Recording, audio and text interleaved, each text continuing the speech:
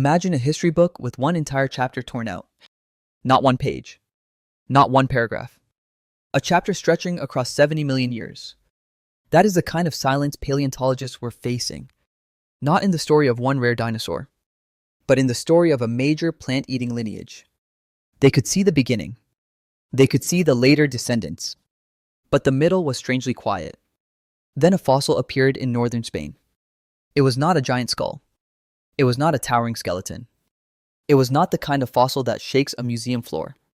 It was small, almost easy to miss. A tiny dinosaur named Foskeia Pelendonum. And somehow this little animal carried a very large answer. That is the first surprise. Sometimes the missing chapter is not found inside a monster. Sometimes it is hiding inside a creature barely half a meter long. The story begins in Burgos, Spain, more precisely in the rocks of the early Cretaceous. This was a world long before humans, long before cities, long before the quiet hills looked the way they do now. Back then, the landscape was alive with rivers, forests, mud, heat, and movement. The ground was recording life one layer at a time. Bones fell into sediment. Floods buried them. Time pressed them flat. Minerals slowly replaced what once had blood, nerves, and motion. Then, more than 100 million years later, human hands began brushing the stone. This is where the silence started to speak. The fossils were discovered near Salas de los Infantes. The locality is known as Vega Gate. At first glance, the remains did not look dramatic. They were not huge. They were not complete. They were fragmentary, delicate, and easy to underestimate. That is often how paleontology works. The most important evidence may not announce itself. It may look like a small piece of bone on a dusty surface. It may need a trained eye. It may need years of comparison. It may need technology that can see inside the fossil without destroying it. The fossils represented at least 5 individuals. That detail matters. One fossil can be strange. Several fossils can reveal a pattern. The researchers were not looking at a single accident of preservation. They were looking at a real animal, a real population, a real member of an ancient ecosystem. And the size was shocking. Foskeia was tiny for an ornithopod, about half a meter long, roughly the size of a chicken, depending on the individual. But here's the quiet part. Small did not mean simple. That assumption is easy to make. When we imagine dinosaur evolution, we often picture size as progress. Small animals become larger. Simple bodies become more impressive. Evolution feels like a staircase leading upward. But nature does not work like that. Evolution is not a ladder. It is a branching experiment. And Foskeia was one of those experiments. The skull showed unexpected specialization. Its anatomy was not primitive in the way people might expect. It was not just a tiny version of something famous. It was not a miniature iguanodon. It was something more unusual. Something with its own evolutionary identity. That small body was carrying a complex design. This is where the fossil becomes much more than a curiosity. To understand why we need to look at ornithopods. Ornithopods were plant-eating dinosaurs. Many walked on 2 legs. Some could also use 4.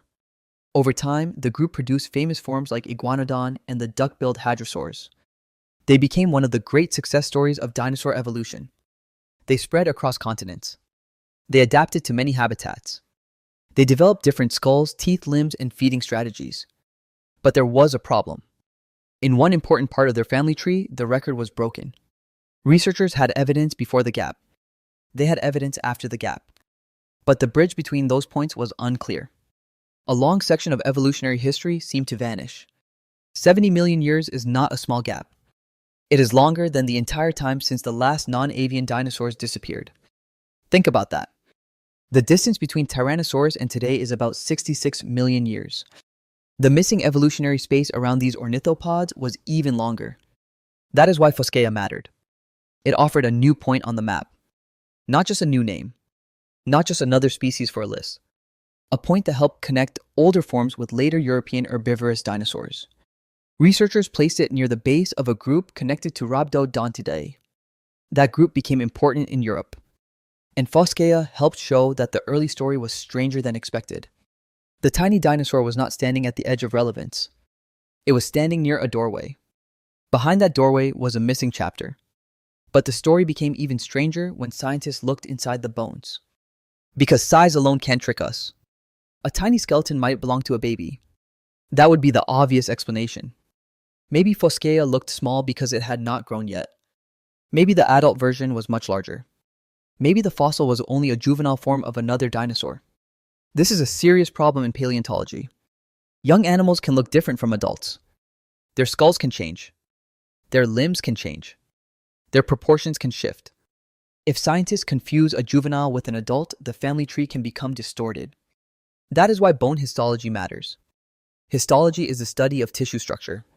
In fossils, it can reveal how fast an animal grew. It can show growth lines. It can show vascular canals. It can show whether the bone was still developing rapidly. In simple terms, the bone keeps a record. Not a perfect diary, but a biological archive. When researchers studied Foskeia, the bone microstructure told a powerful story. At least one of the largest individuals was mature. This was not just a baby waiting to become huge. This was a grown animal. Still tiny, still lightweight, still built on a miniature scale. That changes everything. Because now the size is not a temporary stage. It is a feature, a strategy, a final adult condition. Foskeia was small because its lineage had evolved that way, not because the fossil was unfinished. That small choice mattered. Then came the next clue. The bone suggested a fast growth pattern. The internal structure pointed toward a metabolic regime approaching small mammals or birds. That does not mean Foskeia was a bird. It does not mean it was exactly like a modern mammal. But it suggests a high-energy body. A body built for speed, motion, and active life. This is important because many people still imagine dinosaurs as slow reptiles. Cold, heavy, dim, dragging themselves through prehistoric swamps. That older picture has been fading for decades. Foskeia pushes it even further away. Here was a tiny plant-eating dinosaur with evidence of rapid development. A small animal moving through a dangerous world. Not surviving through armor. Not surviving through massive size.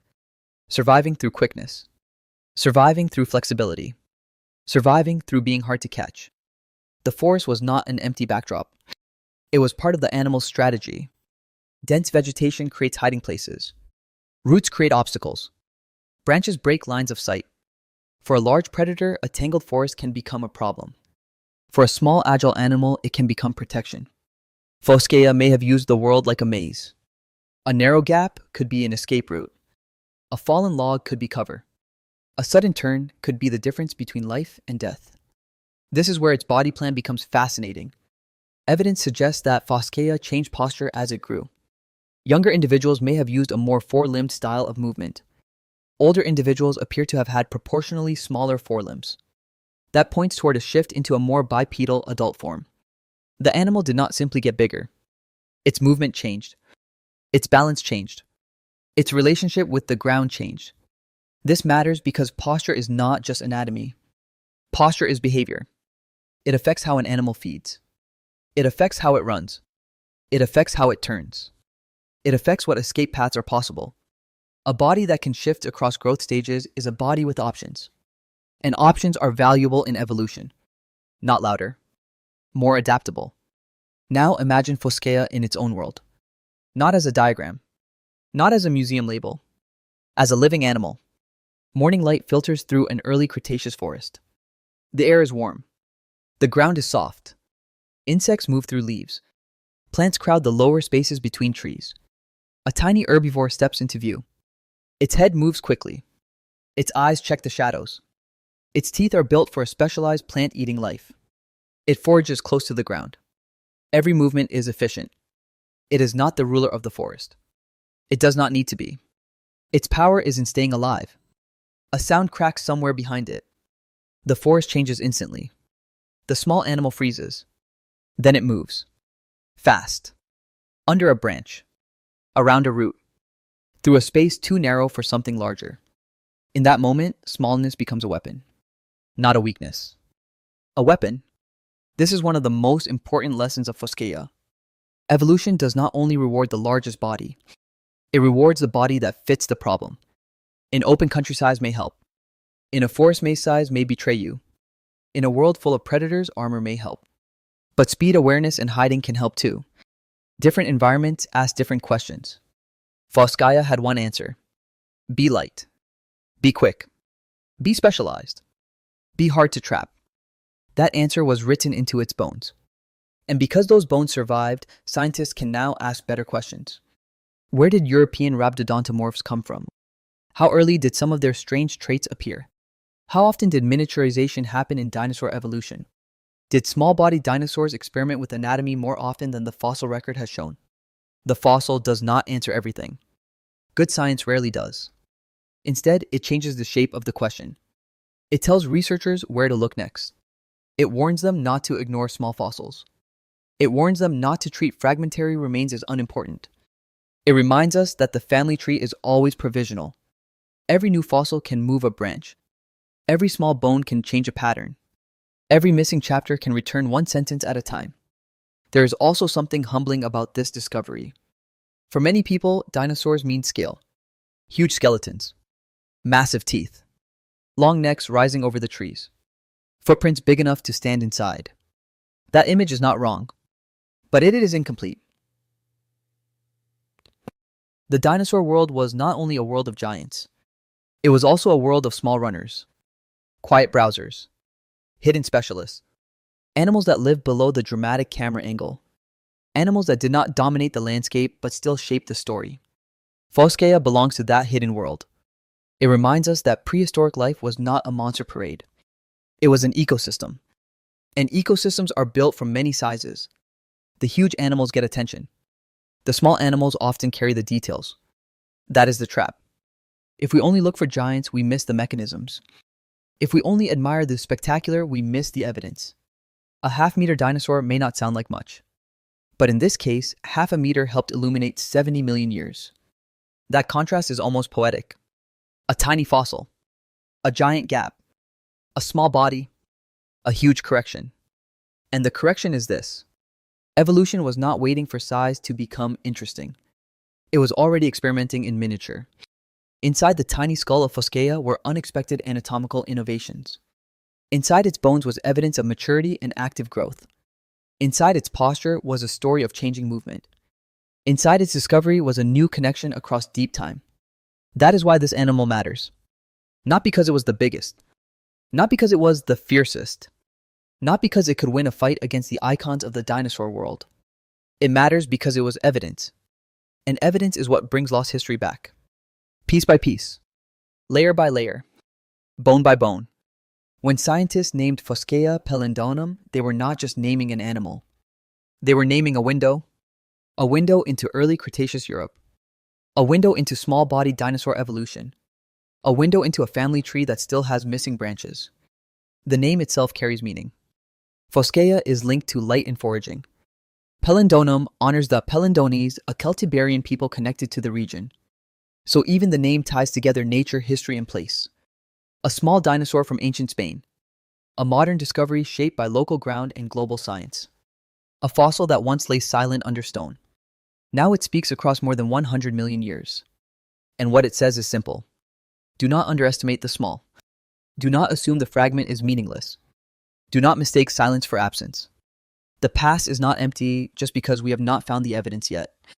It may still be underground. It may be inside a museum drawer. It may be waiting in a thin slice of bone under a microscope. It may be so small that only patients can see it. That is the beauty of paleontology. It is not only about discovering strange animals.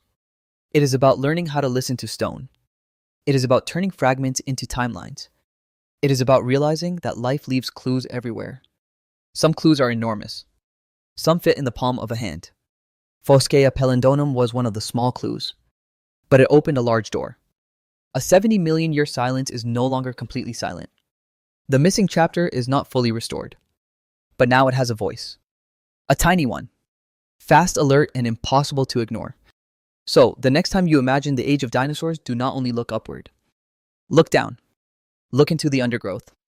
Look between the roots. Somewhere in that ancient green darkness, a tiny dinosaur is running. And behind it, a piece of history is finally catching up.